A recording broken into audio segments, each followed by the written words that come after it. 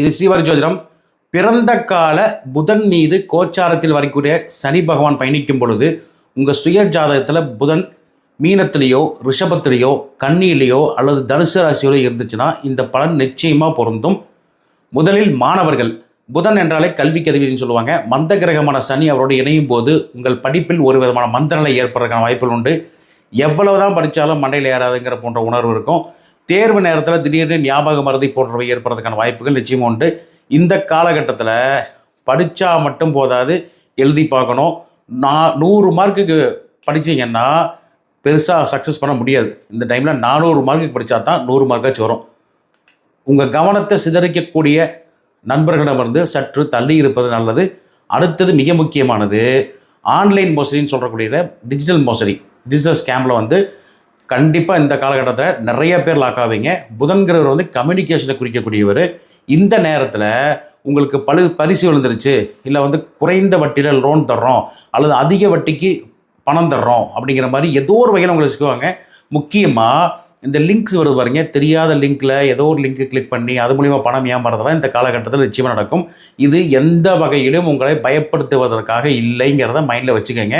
இது அவேர்னஸ்க்காக தான். உங்கள் ஃபோன் அல்லது மெயிலுக்கு வரக்கூடிய தேவையற்ற தகவல்களை, உங்கள் பணத்தை பறிக்கிறதுக்கான வாய்ப்புகள் நிச்சயமாக உண்டு.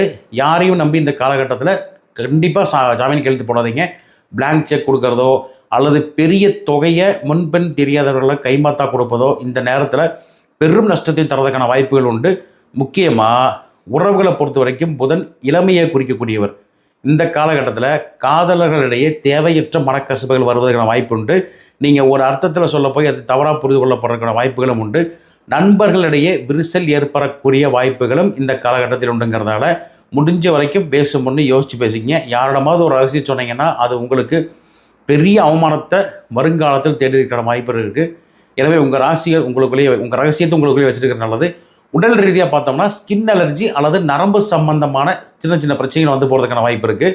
மறதி இருப்பவர்களுக்கு இந்த காலகட்டம் சவாலான காலகட்டமாக தான் இருக்கும். விழிப்புணர்வோடு இருந்தீங்கன்னா இந்த காலகட்டத்தை எளிமையாக கலைஞ்சிடலாம்.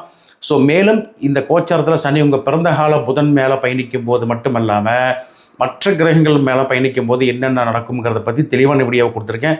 நம்ம சேனலில் இருக்குது. உங்கள் ஜாதகத்தில் இருக்கும் கிரகங்களை சனி பார்க்கும் பொழுது ஏற்படக்கூடிய பலனை லைனாக ஒவ்வொன்றா பாட்டு வரும். இந்த வீடியோவை பொறுத்த வரைக்கும் உங்களுக்கு பிடிச்சதா லைக் பண்ணுங்கள், ஃப்ரெண்ட்ஸ் கூட ஷேர் பண்ணுங்கள், மறக்காமல் சப்ஸ்கிரைப் பண்ணுங்கள். நன்றி, வணக்கம்.